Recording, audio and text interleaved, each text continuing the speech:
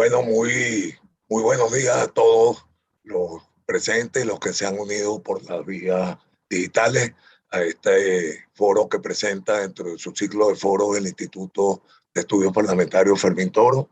Nos estamos muy agradecidos con la Universidad Católica Andrés Bello, Universitas y la Fundación Konrad Adenauer, que nos permiten precisamente haber desarrollado durante este tiempo esta serie de foros. Hoy vamos a abordar el tema de la descentralización presente y futuro en Venezuela, que como todos sabemos, se inicia a raíz de las discusiones sobre la reforma administrativa en los años 70 y 80 y culmina con la aprobación de la ley de descentralización política, de limitación y transferencia de competencias del año 89.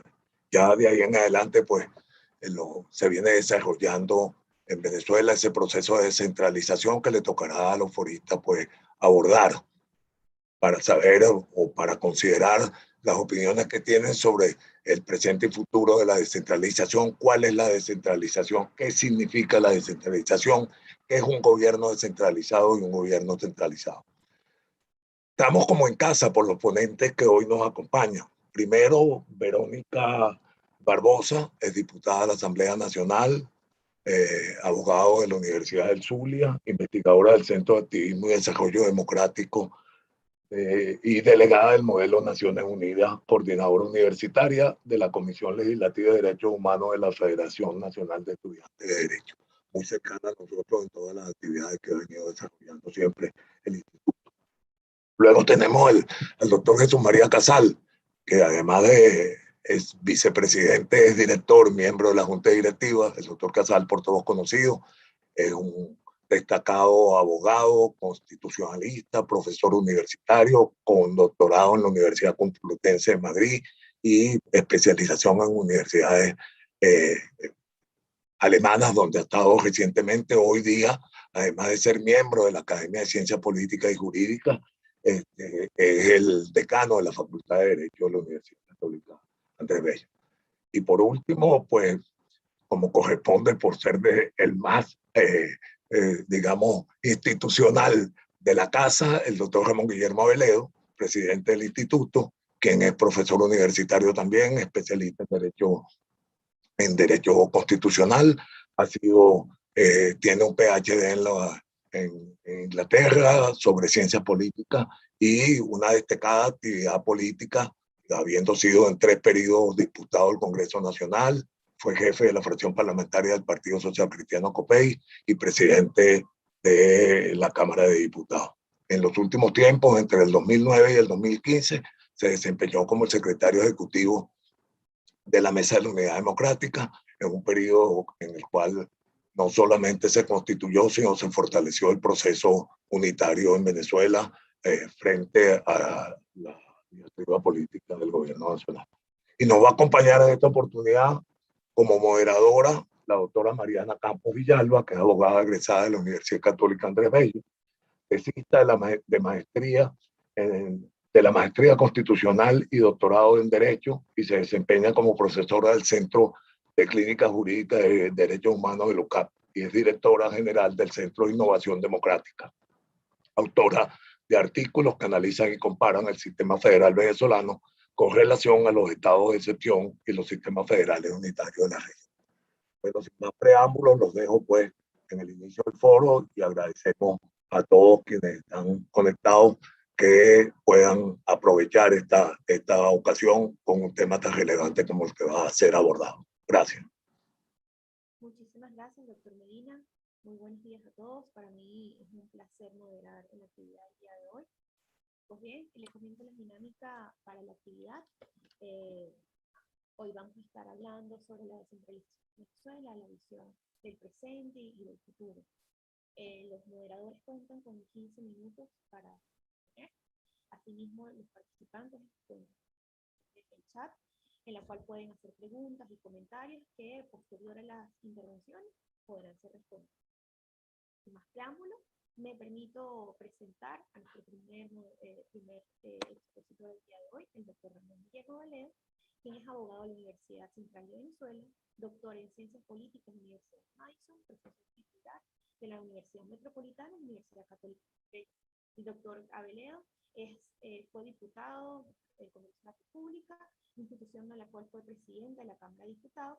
A partir de 2010 se desempeña como presidente del Instituto Parlamentario Fermín Toro, y desde 2018 es individuo del número de la Academia de Ciencias Políticas.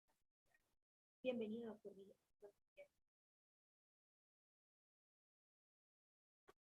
Muchas gracias, Mariana, por la presentación, y muchas gracias a los panelistas, entre los cuales destaco la presencia de mi estimada amiga Verónica Barbosa, quien fue la que sugirió la idea de este foro que es tan oportuno en el año que corre, en el cual hemos dedicado tanto énfasis en el instituto a los temas regionales y municipales, desde la perspectiva constitucional, desde la perspectiva política, desde la encantado de compartir con ella y con el amigo Jesús María Casal esta mesa.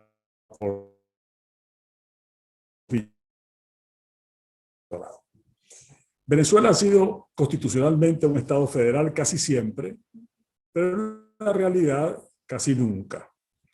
164 años llevamos de República Federal, solo 45, entre 1819 y 1864, como Estado unitario. Sin embargo, la República Federal se ha comportado normalmente de una forma más o menos centralista, a veces radicalmente centralista, a veces como si fuera en la práctica un Estado unitario. Pero hay un dato que yo creo que es interesante resaltar, y es que ha permanecido, esa permanencia del federalismo en las constituciones debe indicarnos algo, esa persistencia, ese contraste que se mantiene entre una realidad que es, digamos, fuertemente centralizada y una normativa constitucional que mantiene el federalismo como idea, como propuesta, como proyecto. Creo que debe querer decir algo acerca de lo que los venezolanos sentimos y de nuestra manera de concebir esta república. La verdad es que el federalismo ha dominado el pensamiento y la acción del poder, que ha venido a centrar, a descentralizar a este. En democracia, el proceso no hay duda, tuvimos una democracia que avanzó en muchos campos, pero que mantuvo la noción centralista del ejercicio del poder, pero el proceso se aceleró fundamentalmente a partir de 1988, de ahí en adelante. ¿Y a qué se debe eso? Bueno, primero a la presión de las realidades regionales. No en todas las regiones igual, pero obviamente hubo esa presión regional, ese reclamo. También los estudios de la Comisión para la Reforma del Estado, que creo que fueron muy importantes, y también las ideas en las élites intelectuales y académicas en el centro y en las regiones. Y también hay que reconocerlo en las decisiones de liderazgo, porque las reformas legislativas a las cuales se refirió Ramón José Medina en su presentación del foro, y fueron posibles porque hubo en el liderazgo esa disposición finalmente a redistribuir poder, es decir, a ceder poder del centro y transferirlo a las regiones. Y la Constitución del 61, la más duradera y la menos contravenida de nuestras constituciones hasta ahora, esa Constitución tenía la flexibilidad, si bien proclamaba el federalismo, pero mantenía la estructura centralista, tenía la flexibilidad suficiente para adaptarse a esos reclamos. Y yo creo que esos son datos de los cuales hay que tomar nota cuando nos aprestamos a discutir el asunto. Aunque la Constitución de 1999, la actual Constitución, avanza en el diseño formal y el compromiso político del Estado federal descentralizado, la praxis gubernamental y política de estas 2 décadas ha ido en sentido inverso. De esa lógica no puede excluirse, por cierto, la política de la alternativa democrática, que ha sido demasiado centralizada y capitalina para mi gusto.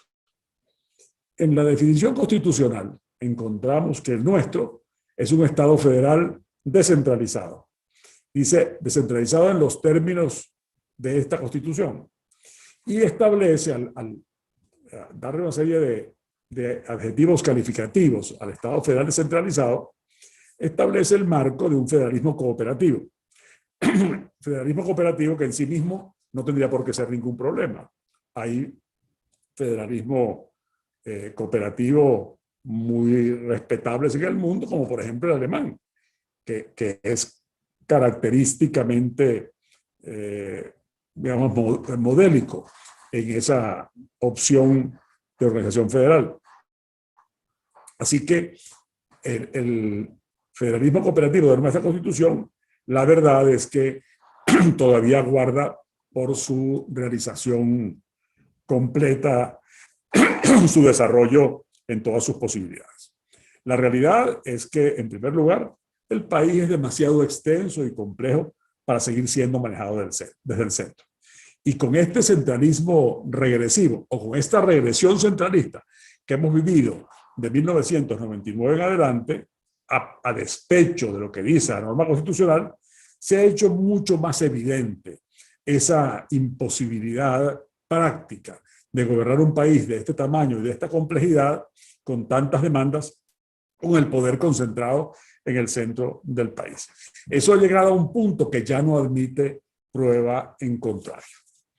También creo que es interesante señalar que la vía federal, el hecho de que estados y municipios ejerzan sus competencias, ayuda al control democrático del poder, ayuda a la responsabilidad y a lo que llaman los anglosajones accountability, es decir, la obligación real de rendir cuentas y de responder ante los ciudadanos. El poder descentralizado tiene la virtud de estar más cerca de los ciudadanos y en la medida en que la institucionalidad apoye esa estructura, esa organización, hará que el control de los ciudadanos sobre los gobernantes, en la medida que le quedan más cerca, sea más efectivo y por lo tanto la política y la gestión se dinamicen, porque no hay que hacer ese viaje tan largo hasta, digamos, todos esos laberintos de la burocracia centralista para resolver problemas que son fundamentales. Ahora, para que el federalismo cooperativo diseñado en la Constitución venezolana pueda rendir todos sus frutos, para que los gobernadores y alcaldes que estamos por elegir puedan cumplir todas sus obligaciones en el marco, por supuesto, de un Estado nacional que es uno solo, es muy importante que se cumplan en la práctica ciertos requisitos. Uno de ellos, por supuesto, es el respeto a las competencias de cada nivel. Es decir, que el Poder Nacional respete las competencias y atribuciones de estados y municipios y que, por supuesto, los estados y municipios no se conviertan en pequeños principados, en pequeñas baronías que, digamos, tienen la idea de sustituir al Estado Nacional, con lo cual lo que hace es debilitar al Estado Nacional y debilitarse a sí mismos. En segundo lugar, ¿cómo se cumple esto? Con la lealtad a la Constitución. Lealtad a la Constitución que establece, por un lado, en el 136, una distribución territorial del poder, en poder público municipal, estatal y nacional, y una división funcional del poder público nacional en poder ejecutivo, legislativo, judicial, ciudadano y electoral. Esa distribución del poder también opera en favor del control democrático del mismo y sirve para mantener el poder al servicio del bien común, al servicio del ciudadano. Yo creo que vale la pena también resaltar que es verdad que el 136 establece al final del mismo la obligación de los órganos del poder público. Eso, me permito leer exactamente lo que dice al final del 136. Dice que los órganos del poder público, dice, cada una de las ramas del poder público tiene sus funciones propias, pero los órganos a los que incumbe su ejercicio colaborarán entre sí en la realización de los fines del Estado. ¿Y estos fines cuáles son? Porque a veces se tiende a pensar, en un país de nuestra tradición ejecutivista y presidencialista, se tiende a pensar que los fines del Estado son los que diga el gobierno nacional. Bueno, pues entonces, ¿cuáles son esos fines? Están en el artículo 3 de la Constitución. El Estado tiene como fines esenciales la defensa y el desarrollo de la persona y el respeto a su dignidad, el ejercicio democrático de la voluntad popular, la construcción de una sociedad justa y amante de la paz, la promoción de la prosperidad y bienestar del pueblo y la garantía del cumplimiento de los principios, derechos y deberes reconocidos y consagrados en esta Constitución. Es decir, es a esos fines que deben colaborar las distintas ramas del poder público. Después, por supuesto, hay que evaluar a fondo la cuestión de los recursos, la cuestión de la percepción de recursos y la cuestión de la administración de los recursos para poder aplicarlos en el sentido de esos fines que tiene el Estado venezolano. Debe haber una cooperación intergubernamental fluida. No pueden los distintos niveles del poder, la distribución territorial del poder, pisarse la manguera, impedirse el funcionamiento. Aquí hemos tenido esas figuras perversas de los protectores, que son completamente ajenos al diseño constitucional, y hemos tenido también un manejo discriminatorio y opaco de los ingresos públicos nacionales en perjuicio, en detrimento de las posibilidades de gasto público a nivel estatal y municipal, con un agravante, que esa hipercentralización no ha repercutido favorablemente en el control de la corrupción, sino todo lo contrario. Y por supuesto, el punto final que quiero destacar, que hace falta para eso, es que haya unos mecanismos constitucionales de arbitraje leales y eficaces, que sirvan para llevar adelante el proceso federal y la efectiva descentralización del Estado. Y en esto es, según la experiencia, cuáles son las dos instancias institucionales por definición para ese arbitraje leal y eficaz del federalismo constitucional. Por un lado, el Tribunal Constitucional, un Tribunal Constitucional que cumpla con su función. Y en segundo lugar, un Senado, una Cámara de Representación Territorial, una Cámara Federal, que también, por supuesto, ubique en el plano de igualdad la representación parlamentaria de los estados y, por lo tanto, equilibre la presencia de las regiones en el cuerpo deliberante. Muchas gracias.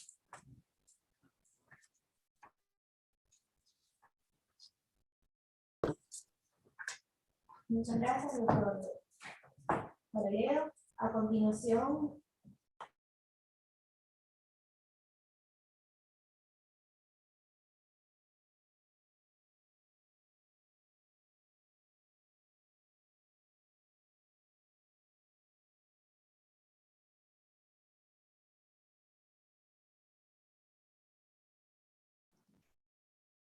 No se oye. disculpen.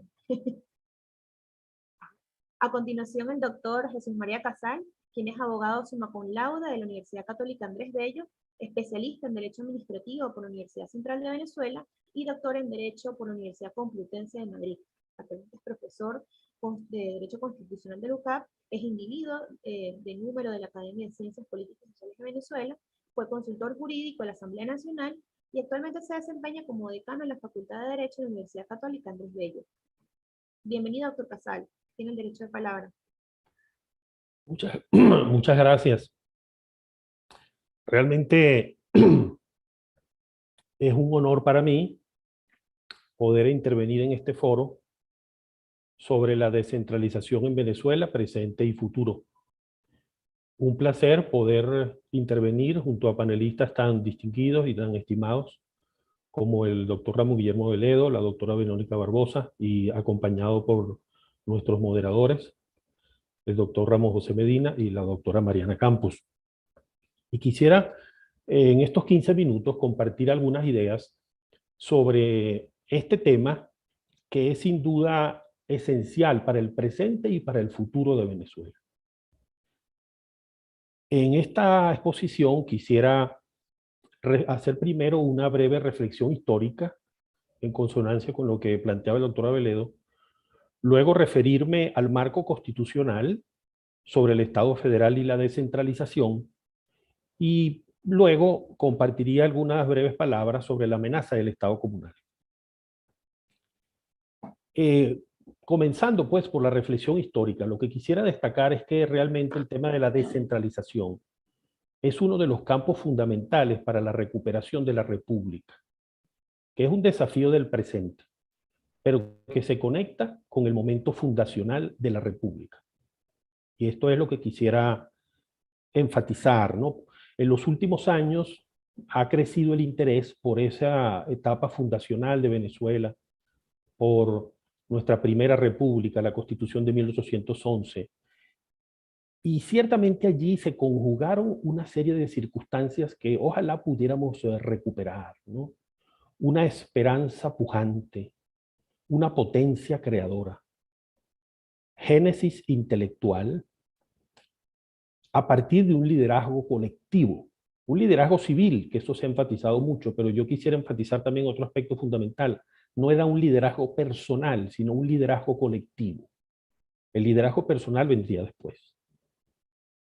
Y predominaron en esa etapa, en lo que se refiere a la organización política, ¿no? Porque por supuesto hay otros principios básicos, el de la independencia, los derechos del hombre, que era la denominación del tiempo, pero tres principios básicos de la organización política: el federalismo, la separación de poderes y la alternancia en el gobierno, la soberanía del pueblo y la representación, todos ellos vinculados, todos ellos conjugados.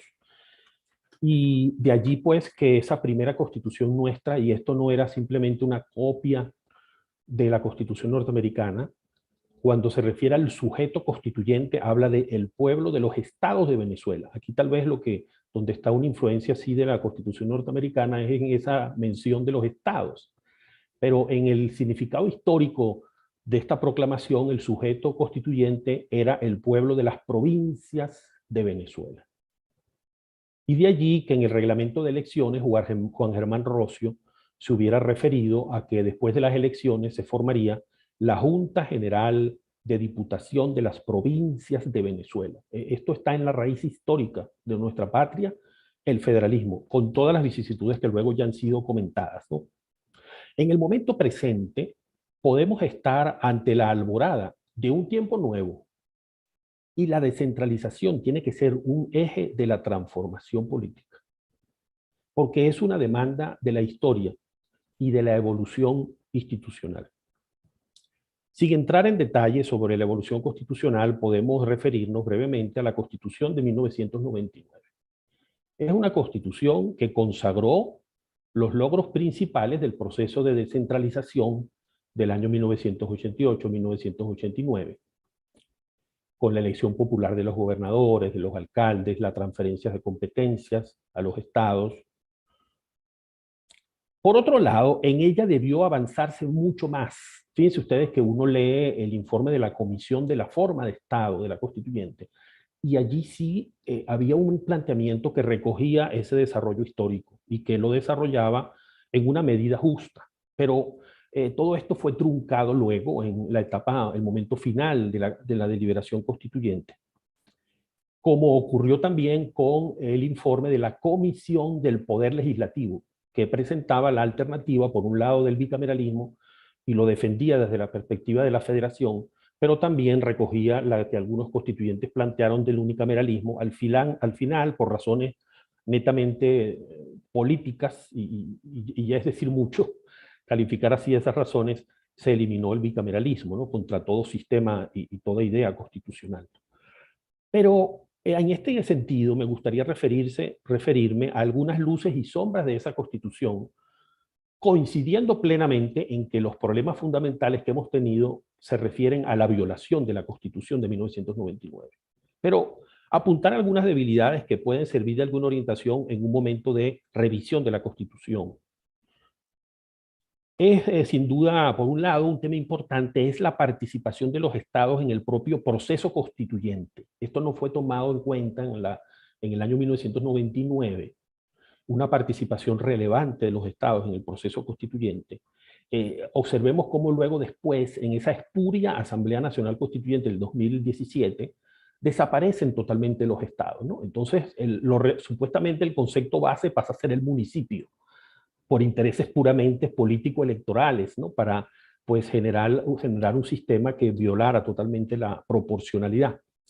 Pero así han sido las veleidades de este tiempo, ¿no? Cuando interesaba destacar que eran importantes los municipios, entonces la Sala Constitucional dictó una sentencia diciendo que se justificaba plenamente esa elección de los constituyentes en circuitos municipales, pero cuando se quería recoger firmas para el referendo revocatorio, la Sala Electoral dijo que los estados eran esenciales en la estructura venezolana y que el 20% de iniciativa popular debía cumplirse en cada estado, no en el circuito nacional. Es decir, eso es parte, digamos, todas estas manipulaciones de la Constitución. La garantía de la existencia constitucional de los estados, que estaba muy clara en la Constitución del 61, se debilita en el artículo 16, porque la Constitución del 61 no solo mencionaba expresamente a los estados, sino que garantizaba que solo con su consentimiento podía haber modificaciones en la división político-territorial. Las competencias se ha criticado que podía irse más allá en el tema sobre todo del federalismo fiscal. Bueno, ya mencionaba el tema del bicameralismo.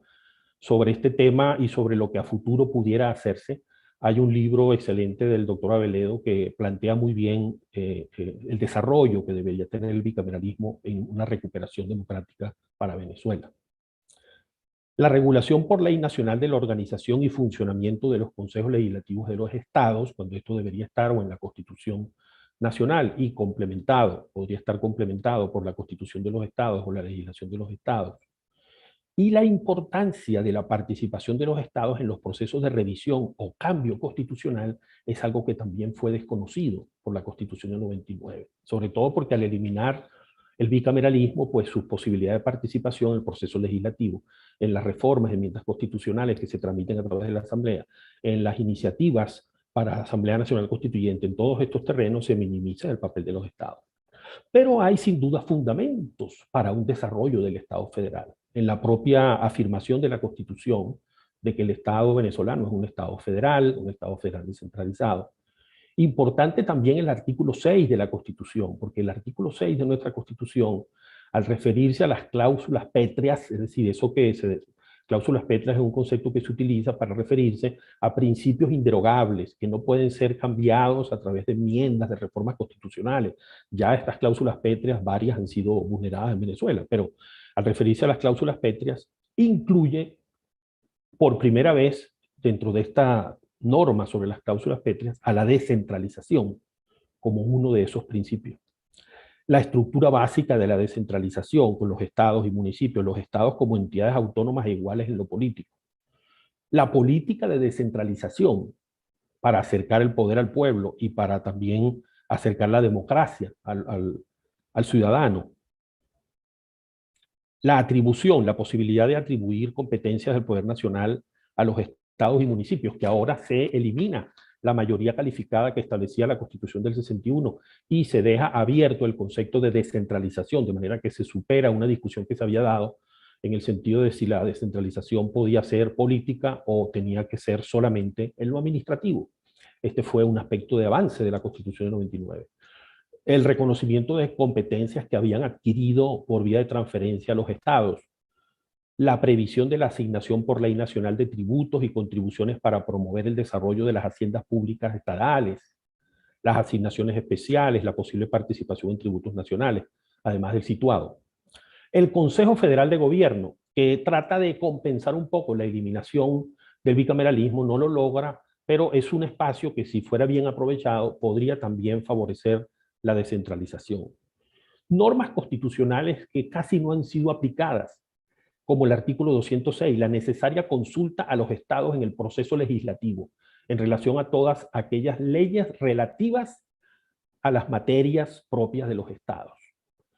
si esta norma se interpretara, se aplicara cabalmente, pues habría sin duda una interacción interesante entre la Asamblea Nacional, los consejos legislativos, en todas aquellas leyes que afectan a los estados, relativas a los estados, que ampliamente interpretado este concepto serían muchas, ¿no? Porque los estados son parte esencial de la República.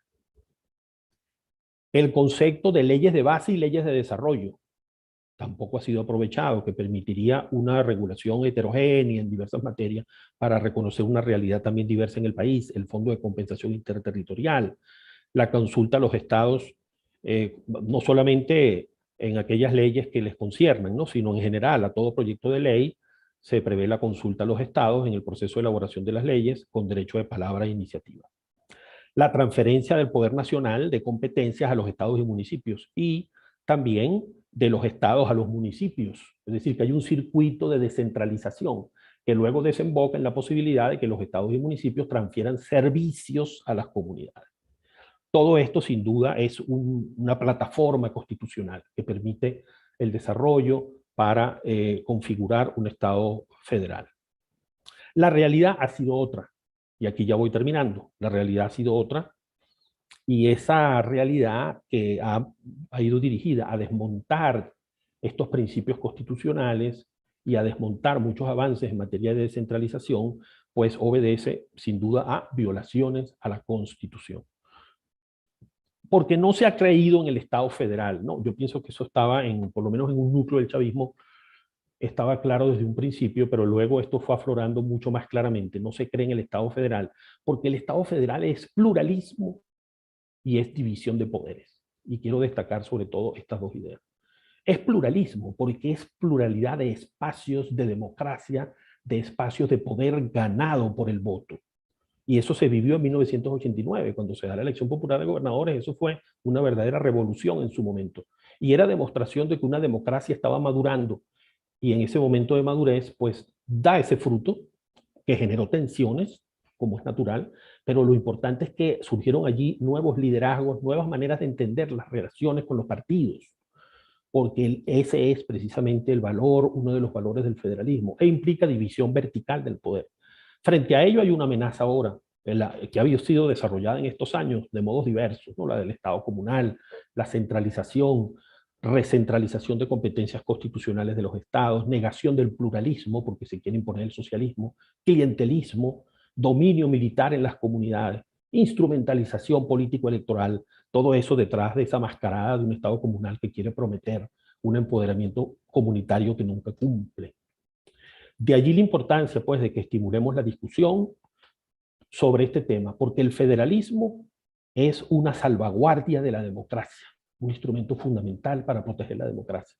Y todo lo que podamos proponer para revertir estas medidas, para desarrollar el marco constitucional en la línea de la descentralización del federalismo y también para reflexionar sobre cómo mejorar ese marco es fundamental para el presente y futuro de la República, aprovechando ciertamente ese esquema de flexibilidad, ese esquema de flexibilidad que también está presente en algunas disposiciones de la Constitución del 99, así como se pudo aplicar, se pudo experimentar esa flexibilidad en la Constitución del 61, bajo una idea de federalismo cooperativo que puede ser una referencia valiosa y evocando aquellos compromisos fundacionales, esos compromisos fundacionales con los cuales podemos recuperar y consolidar la República. Muchas gracias.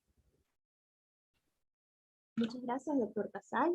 Les recuerdo a los participantes, a los espectadores presentes, que tienen a su disposición el chat en la parte inferior de la pantalla, mediante el cual pueden hacer consultas, preguntas y comentarios. A continuación, tengo el honor de presentar a la doctora Verónica Barbosa, quien es abogada egresada de la Universidad Católica del Táchira, con maestría en gestión local en la Universidad Carlos III de España, especialización en tributación internacional en la Caribbean International University en Curazao, también con especialización en tributaria en la Universidad de Zulia, y actualmente se encuentra cursando la maestría en comunicación política y gobernanza en la Universidad de George Washington University. Fue legisladora del Consejo Legislativo del Estado Miranda y fue presidenta de dicho consejo en el 2010. Bienvenida, doctora Barbosa, tiene el derecho de palabra.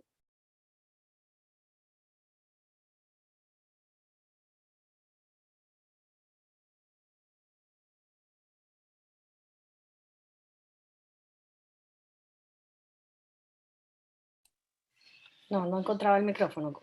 Feliz día, muy agradecida de estar hoy acá. Muy importante también compartir el espacio con personas a las que estimo mucho y admiro, el doctor Ramón Guillermo Veledo, el doctor Jesús María Casal, el doctor Ramón José Medina. Muchísimas gracias. Voy a aprovechar mis 15 minutos y quisiera confirmar que están viendo entonces la pantalla. ¿Sí? Sí, ¿Aló? correcto. Ok, listo. Buenas cosas de las que hemos hablado acá. No quisiera entonces repetir en especial la parte constitucional, solamente quisiera llamar la atención de un artículo que no lo han mencionado anteriormente, como es el 158 de la Constitución, que justamente, como decía el doctor Jesús María Casal, es para profundizar, la descentralización es para profundizar la democracia y acercar ese poder a la población. Y quisiera también llamar la atención entre el 157 y el 84, que era el 57 para hacer la transferencia de competencias del Poder Público Nacional a los estados y a los municipios, y el 84 es para la transferencia de servicios. Entonces la Constitución nos prevé estas dos posibilidades para ir desarrollando. Luego, algunas ventajas que pudiera tener la descentralización. Eh, Existe entonces la posibilidad de estar más cerca de las verdaderas necesidades de la población. Genera una competencia, yo digo que esto es una sana competencia en los distintos niveles de gobierno para hacer gestiones exitosas. La verdad es que esto era fundamental antes de esto, de esta recentralización, como lo vamos a ver más adelante. Hay un mayor compromiso con esa rendición de cuentas, el accountability, como decía el doctor Ramón Guillermo Veledo. Produce unas mejoras e innovación en la prestación de servicios. Yo hablo mucho del estado Zulia porque es el que conozco, igual que del estado Miranda, pero por ejemplo, en la prestación de servicios, cuando se hubo la recentralización, cuando ganó Capriles, ganamos con Capriles en el 2008, se dictó que se tenían que transferir nuevamente todos los hospitales al gobierno nacional. ¿Y qué hizo entonces desde Miranda? ¿Qué hicimos? Bueno, había que darle respuesta a la gente y se crearon unos shelters para poder atender a toda la población mirandina, y les digo, fue realmente una maravilla lo que hicimos en esos 10 años, ¿no? Luego, existen personas identificadas como responsables, y ahí vamos directamente con que sean realmente gestiones exitosas, pero que además se hacen cargo de los problemas de los demás, ¿no? Y por último, pudiéramos decir que son fuentes, debería tener con fuentes de ingresos óptimas para, para poder hacerle frente a todas las necesidades que realmente se requiere en una gestión de esta. Algunas desventajas que se pudieran producir. Bueno, la captura de espacios por un grupo de poder.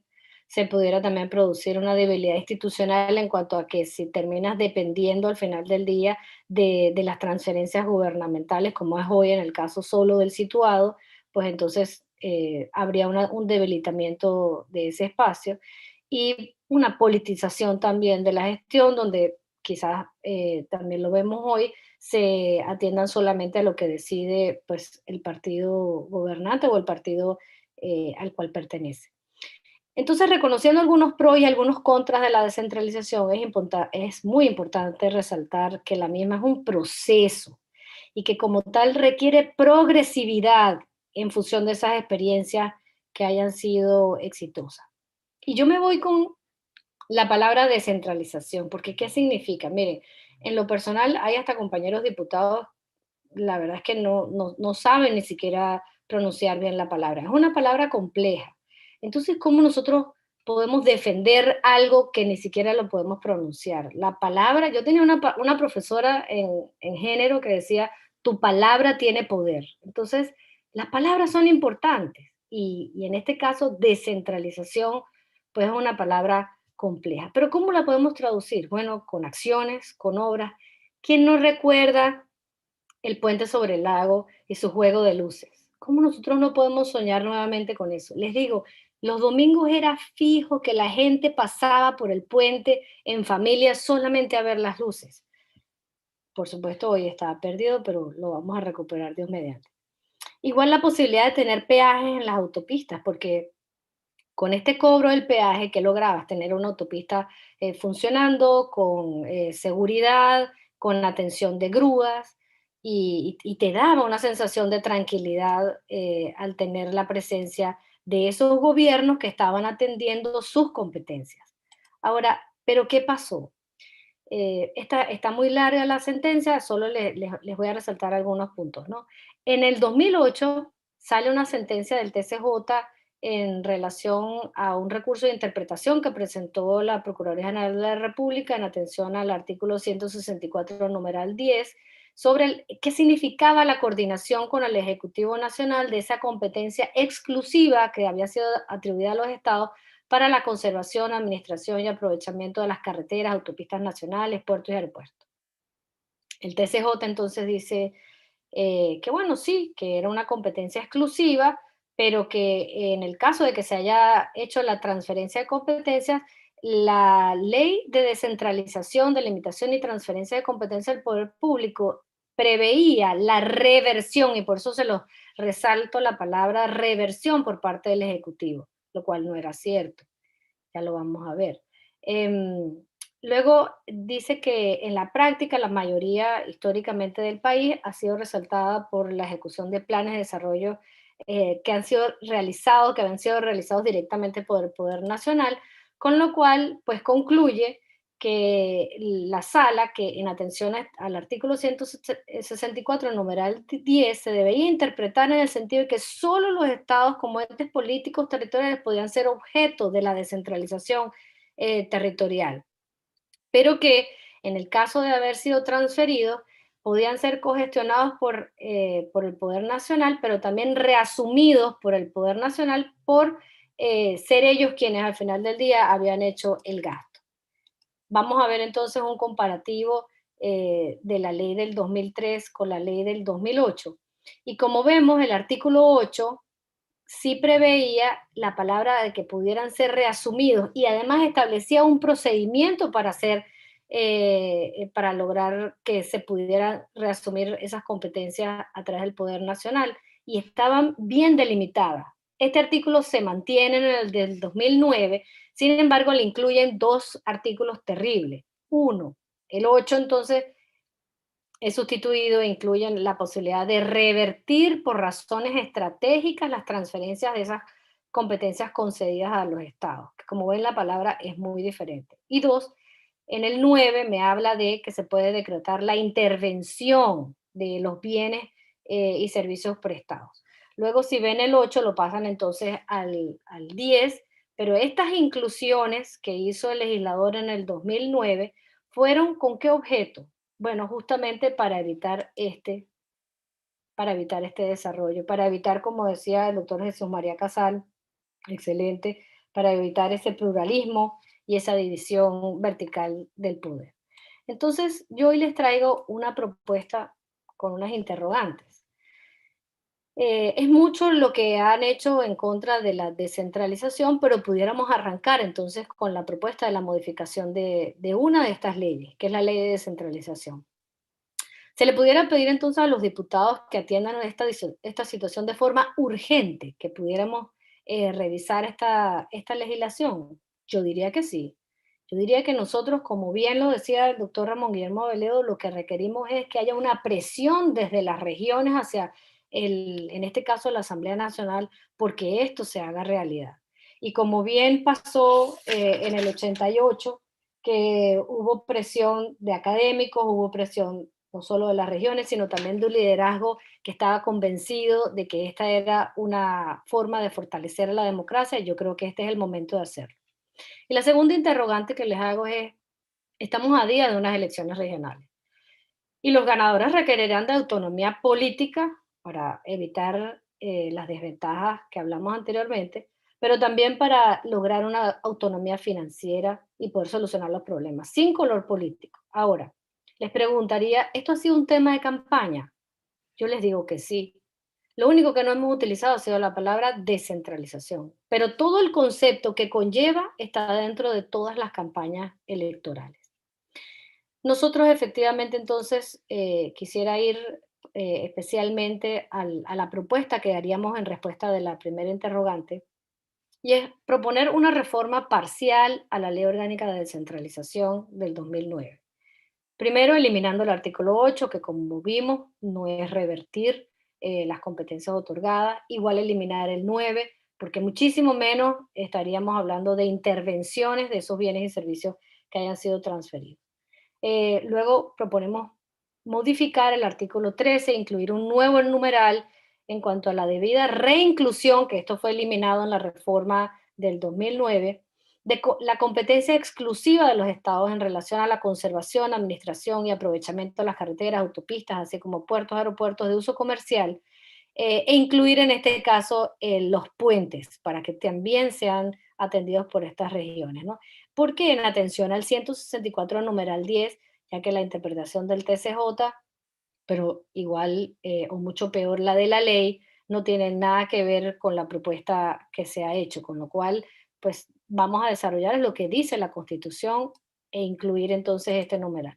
Luego, en el cuarto, por ejemplo, también y la interpretación de esas competencias exclusivas, de ser coordinado con el Ejecutivo Nacional, nosotros le propondríamos más bien, en vez de decir que el Ejecutivo Nacional ejercería la rectoría y establecerá los lineamientos para el desarrollo y coordinación señalada, que esos lineamientos y esa rectoría se traduzcan más bien en incluir que dicha coordinación se refiere a la forma en que deberán ser transferidos y desarrolladas esas competencias. Es decir, que el Ejecutivo debería establecer en esta ley es cómo se van a transferir y cómo se va a desarrollar entonces esa competencia.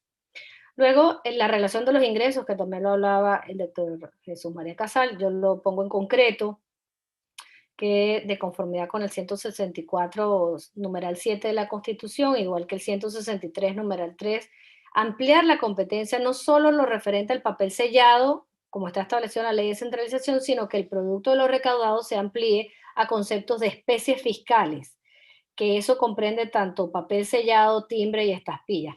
Esta es un impuesto súper bajo en recaudación, la verdad, pero bueno, es una competencia exclusiva de los estados y la ley de descentralización debería ser modificada para ampliarla, entonces no solo contemplar el timbre, el papel sellado. Luego incluir, según el 163 de numeral 2, la posibilidad de que los estados, en atención a sus desarrollos, a sus competencias exclusivas del 164, 9 y 10, puedan cobrar las tasas y peajes con ocasión a la ejecución, conservación, administración y aprovechamiento de esas vías terrestres estadales.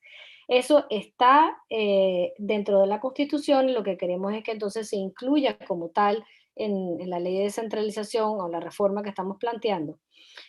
Así como la de los puertos, aeropuertos que tengan la estriba, la caleta, el estacionamiento, el remolque, entre otros.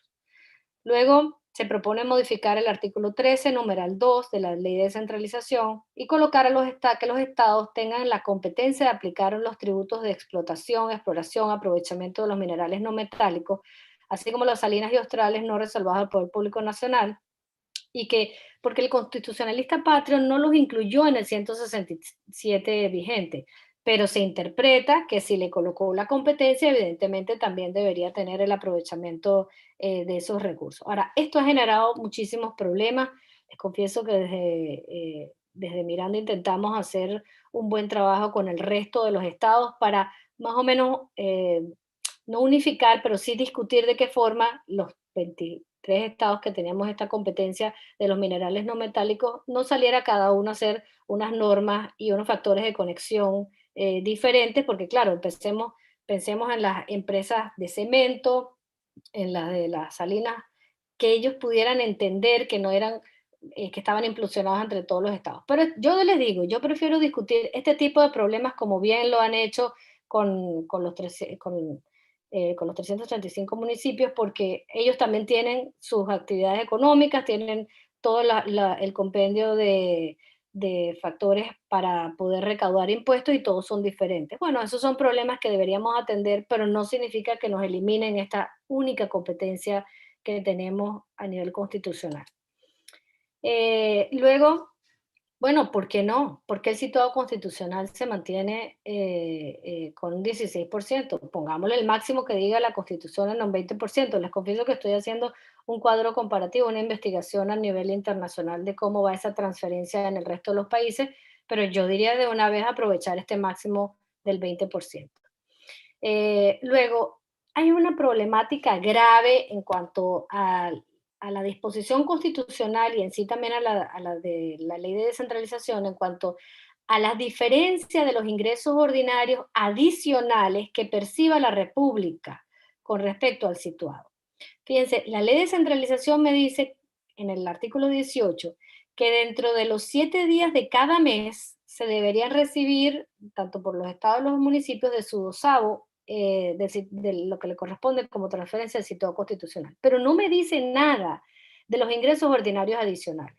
Y como lo mencionó el doctor Ramón Guillermo, una práctica terrible del gobierno nacional era establecer o estimar el presupuesto nacional sobre un barril de petróleo que no era, que era $60 el barril, ya pues eso no ha sido ahorita en la práctica porque el barril efectivamente ha bajado, pero muchísimo más ha bajado la producción petrolera. Pero el problema está que cuando estábamos en la bonanza, en detrimento de los estados, la política del gobierno nacional era establecer esos presupuestos muchísimo menores y a final de año nosotros estábamos desde las regiones luchando por la diferencia, por esa diferencia. Es decir, pasábamos un año entero esperando una diferencia que ni siquiera podíamos calcular.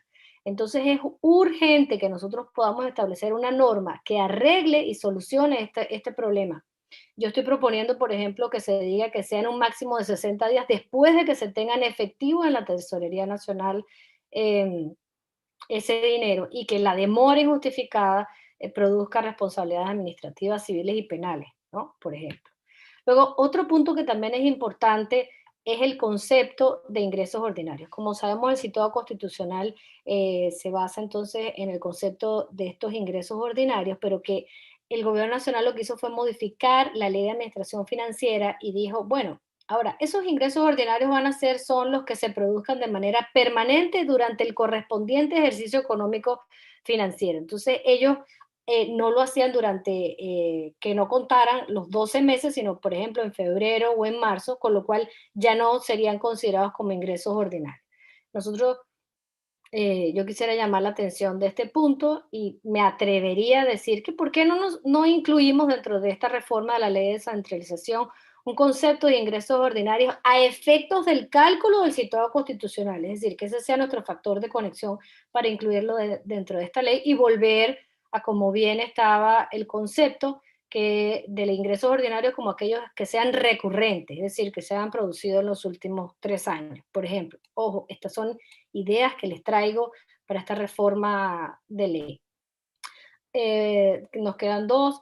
Por último, sería esto que seguramente por la reforma del 2009 se les habrá pasado, pero se mantiene y deberíamos eliminarla, que es la posibilidad de revocar a los gobernadores en el artículo 34 y 35 de la Ley Orgánica de Descentralización cuando haya incumplido las órdenes y resoluciones del presidente. Bueno, estos ya son cargos de elección popular, no pudieran o no debieran ser revocados. Ampliar entonces, por último, ahora sí, los ingresos fiscales, como decía el doctor Jesús María Casal, les traigo unas ideas, por ejemplo, crear los impuestos a las ventas de minoristas, poder crear una sobretasa del IVA o una mayor participación de los estados, con lo cual habría que modificar la ley de los consejos federales y que tiene el Fondo de Compensación Interterritorial, que es a quien le asignan esta recaudación o esta diferencia del 15% del IVA, una participación, por ejemplo, en la fiscalización de aquellos tributos que sean delegados, delegar a los estados impuestos específicos al consumo, como el de licores, alcoholes, cigarrillos, que esto tiene muy poco impacto a nivel nacional, pero que los estados se pondrían las pilas, digamos, para poder recaudar mejor. La creación de impuestos al consumo de bebidas refrescantes. Ojo, esto pudiera estar en la ley de Hacienda Pública Estatal o debería estar en esa ley. Esa ley tiene 22 años de mora la Asamblea Nacional en producir esa ley. Yo estoy incluyendo algunas ideas para la ley de descentralización, porque yo siento que la ley de descentralización, y por eso arrancamos en esta discusión con esta ley, es la ley base, es la ley desde donde debería dictar las disposiciones para ser desarrolladas luego por leyes particulares. Quiero entonces llamar la atención algo que no nos deberíamos quedar sencillamente con la ley de descentralización. Hay gravísimas disposiciones en la ley de Consejo Federal de Gobierno, con lo cual urge cambiarlo con el fondo de porque crea el Fondo de Compensación Interterritorial, que ojo, tienen rango constitucional, pero que la letra dista mucho de lo que realmente quería el constitucionalista, ¿no? Solo ideas generales, me imagino que ya las conoce, crea la Secretaría del Consejo Federal de Gobierno, que es la que al final dispone de los recursos, dice hacia dónde van a estar dirigidos, pero una cosa más grave aún es que las asignaciones económicas especiales están también direccionadas al Fondo de Compensación Interterritorial. Y ojo, son dos normas completamente diferentes, que el legislador, el constitucionalista patrio, las desarrolló de forma distinta, en diferentes artículos y con objetivos diferentes.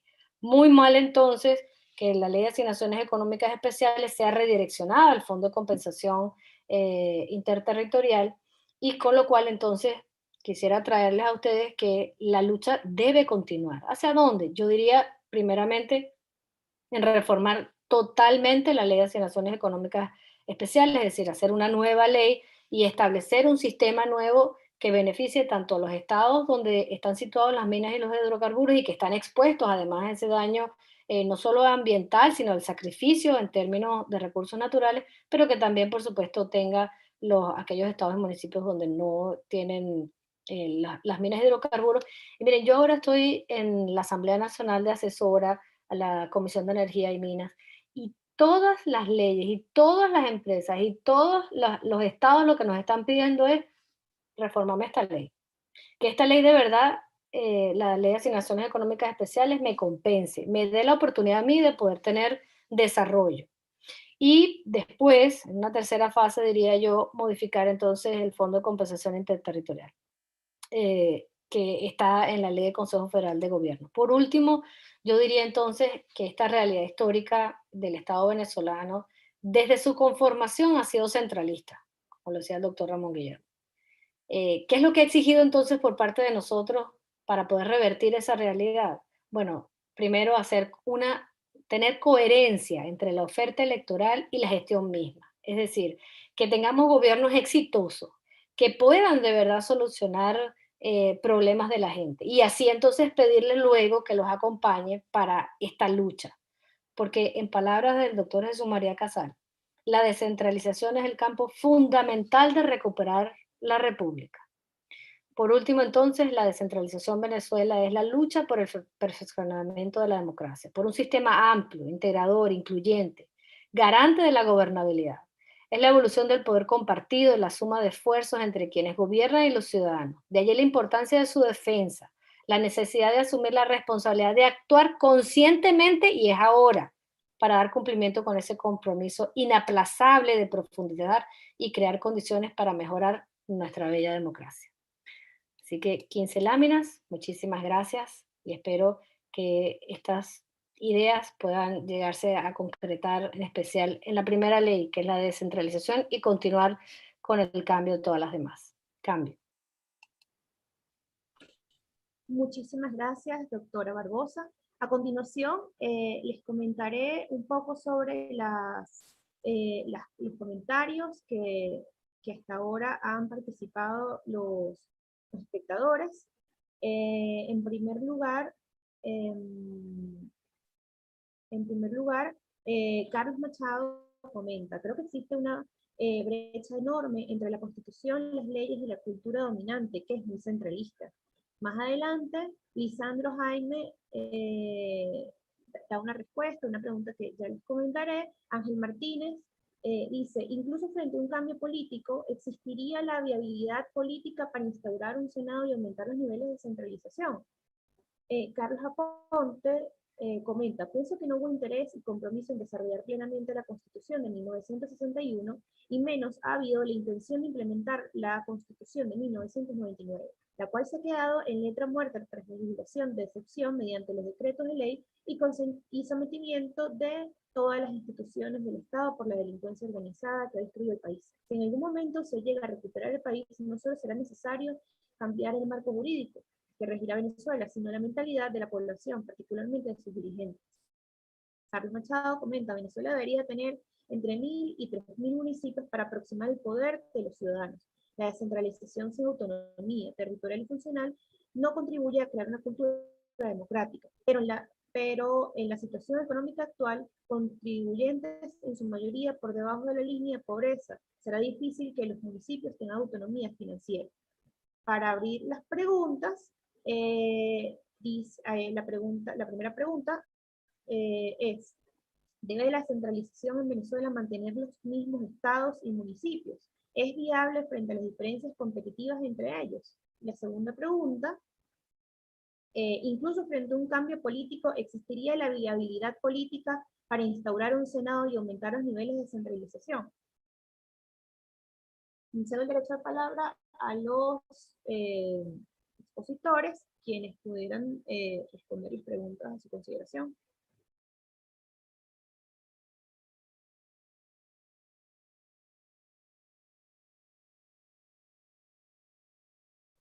Si me permite, hago unos primeros comentarios. Por supuesto, no pretendo con ello monopolizar la respuesta. Seguramente mis compañeros de panel también intervendrán sobre estos asuntos.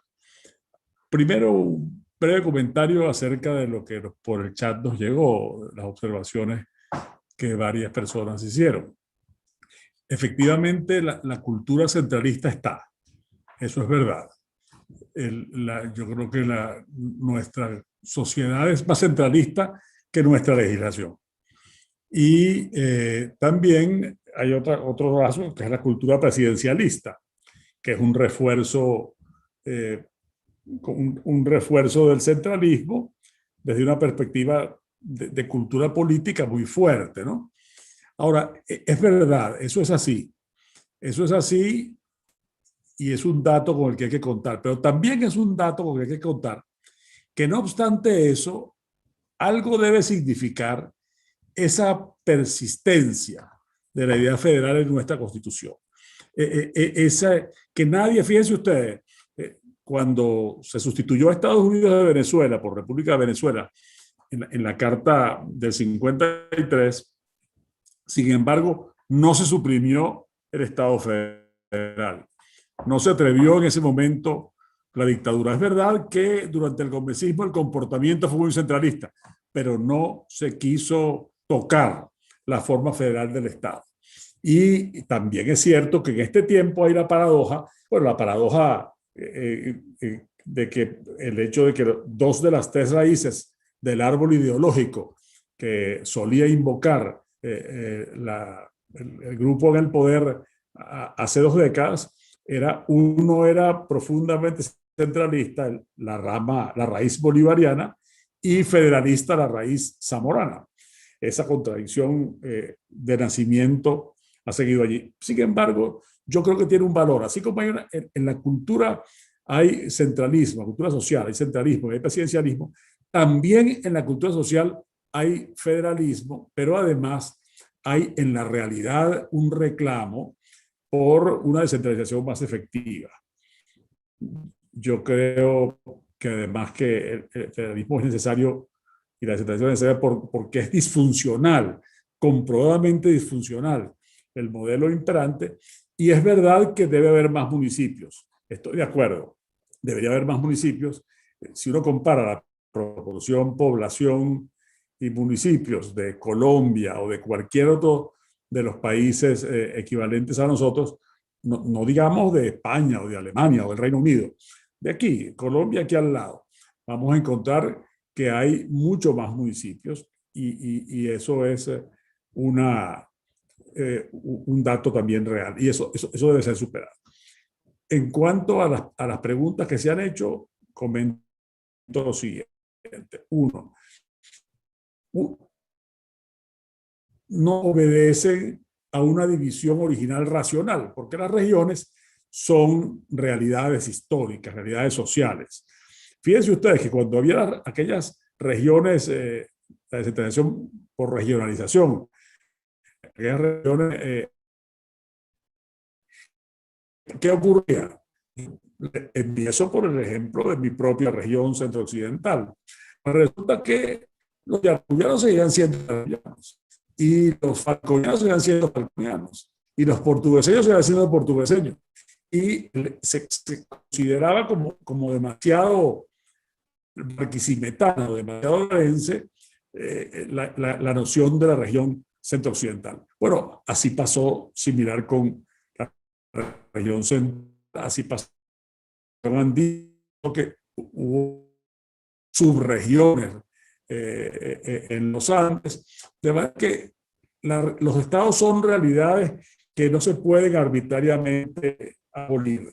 Es históricas muy importantes. Y para corregirlos, que hay de ellos, no es lo mismo el potencial de como Bolívar, como Zulia, o estados de tradición industrial como Carabobo, Aragua o Lara, con otros estados de menor desarrollo relativo, pero para eso existen las posibilidades de compensar, las posibilidades de equilibrar, las posibilidades de armonizar el desarrollo con una política nacional dirigida a eso, una política nacional que no debilite a la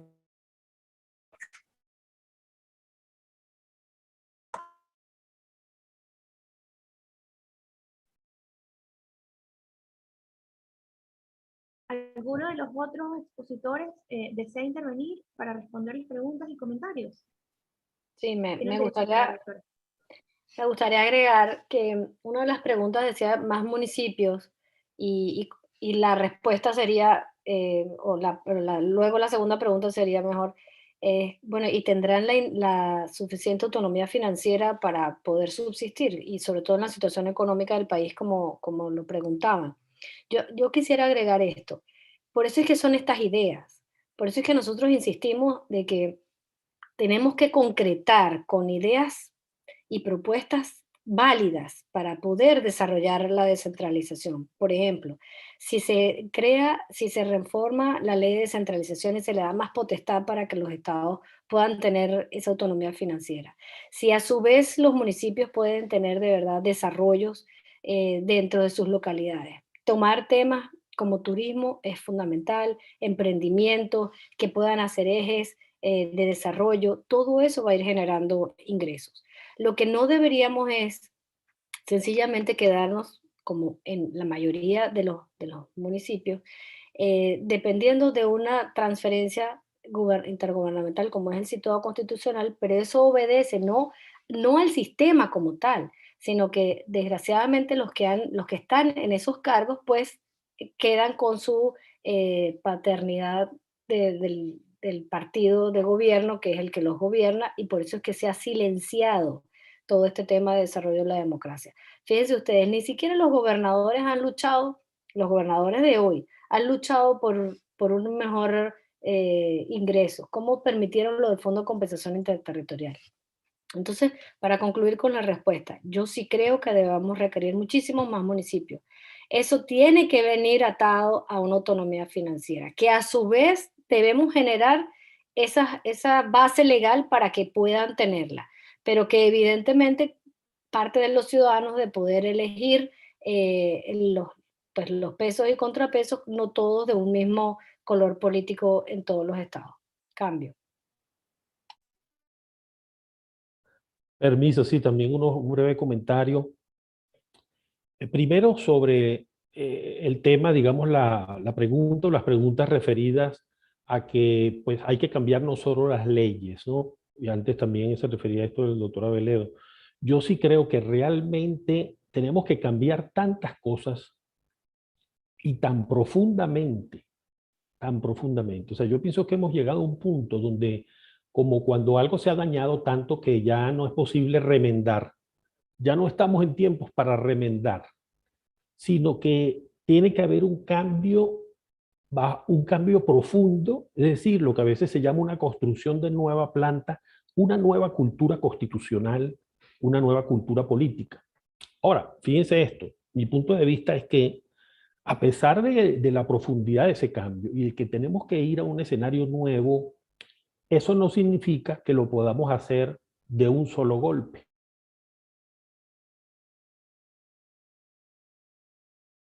Tenemos que ir por pasos.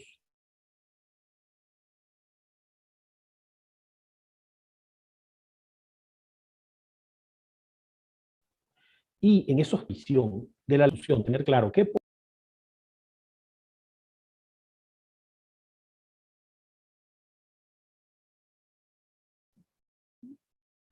Perdón, se me fue la conexión, pero voy a quitar la cámara para que no me pase otra vez.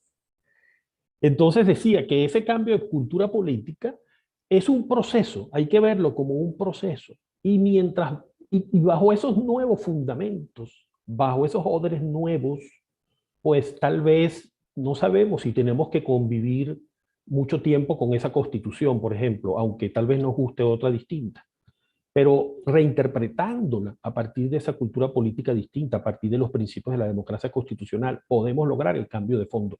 Pero eso tenemos que tenerlo todo diagnosticado. Entonces, lo que presenta, por ejemplo, Verónica Barbosa, me parece excelente, porque es un paso en esa dirección. Pero detrás de eso que ella propone está sin duda, y también lo podemos percibir, en su intervención, un espíritu nuevo. Eso es indispensable. Luego, sobre el tema de los municipios, totalmente de acuerdo. Fíjense que hay un tema que se ha discutido mucho, el del municipio Libertador, un municipio gigante, un monstruo.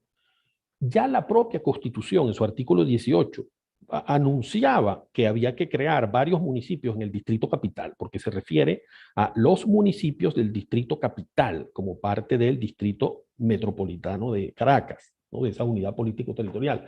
Y hay algunos proyectos de ley en este sentido, eso nunca prosperó, pues la mayoría oficialista nunca lo aceptó, esa división del municipio Libertador, pero así como este, pues tantos otros, ¿no? El tema de los estados es, y además esa división de los municipios es perfectamente posible, pues en el marco de la Constitución, más bien es hasta deseable, porque la idea de la Constitución es que el municipio sea una instancia cercana al ciudadano, como ya decía, se ha dicho en una de las intervenciones, ¿no? De los comentarios. El tema de los estados es distinto, por las razones históricas que explicaba el doctor Aveledo, y por otro lado, desde el punto de vista constitucional, aunque no tenemos en la Constitución 99, como hubiera sido deseable, una norma como el artículo 10 de la Constitución del 61, que regulaba expresamente la posibilidad de fusión entre los estados, sesiones de territorio, y que dependía de la aprobación de ambos estados, pues interpretando adecuadamente el artículo 16 de la Constitución, uno puede concluir que para cualquier decisión de ese tipo se requeriría un referendo aprobatorio en ambos estados, ¿no? Si estamos pensando en una fusión.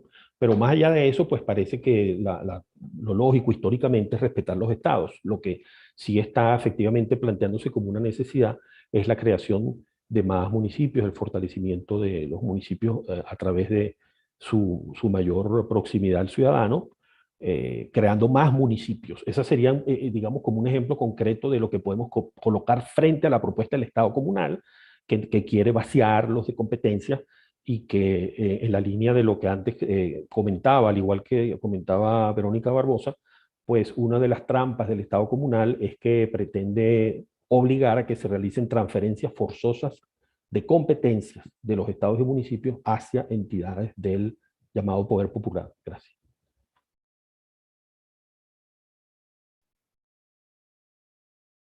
Muchas gracias, doctor.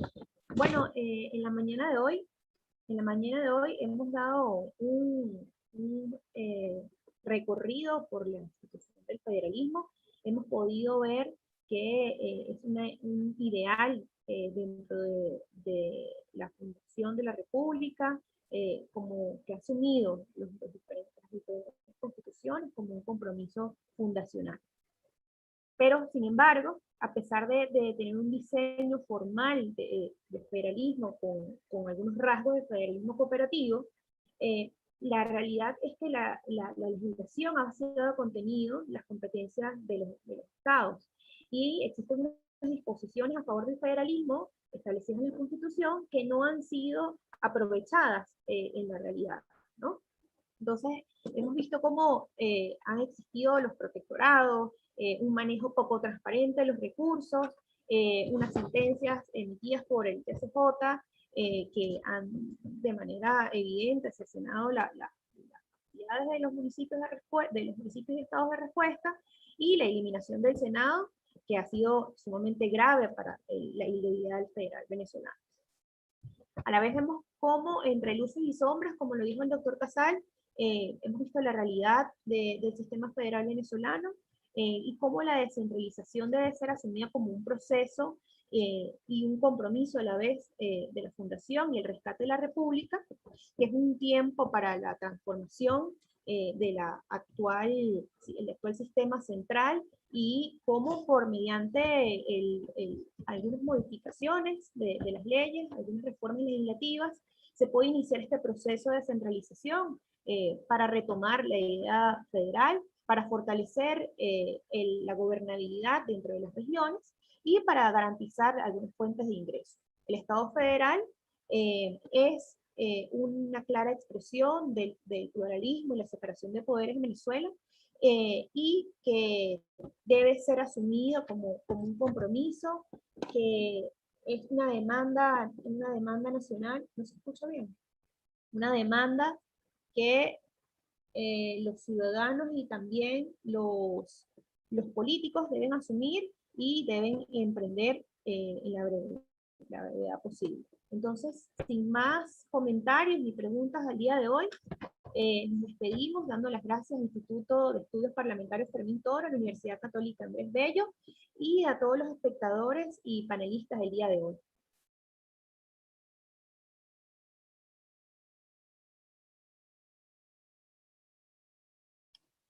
Muchísimas gracias a todos por la participación y por la oportunidad. Excelente. Gracias. Muchas gracias. Hasta luego.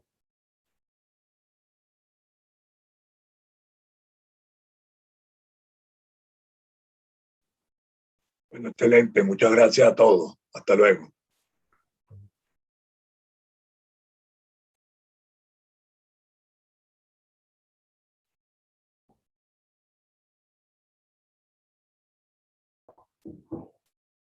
No,